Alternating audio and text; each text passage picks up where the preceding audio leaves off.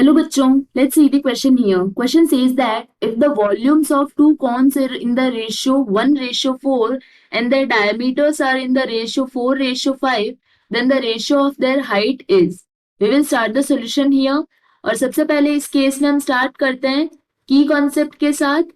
तो इस केस के लिए की कॉन्सेप्ट हो जाएगा formula of volume of cone. Volume of cone ये होता है 1/3 पाई आर स्क्वायर एच. आर यहाँ पे रिप्रेजेंट करता है रेडियस को और एच रिप्रेजेंट करता है हाइट को. इस केस के लिए बोला गया है दैट V1:V2 दो कोन के वॉल्यूम का रेशियो है 1:4. एंड नेक्स्ट यहाँ पे बोला गया है उनके डायमीटर का ratio. As we know that diameter ये होता है equal to twice of radius, so this will be same. That means diameter का रेशियो और रेडियस का रेशियो इक्वल होता है और वो गिवन है इस केस में 4:5.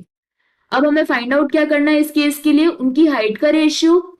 सो V1 ये हो जाएगा 1/3 pi R1 square multiplied by H1 divided by 1/3 pi R2 square multiplied by H2. This is equal to 1/4. 1/3 pi से 1/3 पाई कैंसिल आउट हो जाएगा और R1 divided by R2 whole square multiplied by H1 divided by H2. So this is equal to 1/4.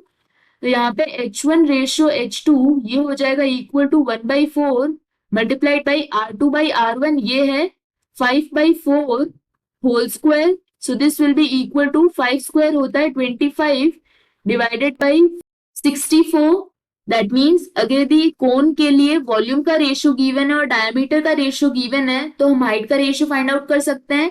इस case के लिए correct option हो जाएगा A, that says ratio of height is 25:64. This is the final answer. I hope you understood the explanation. All the best.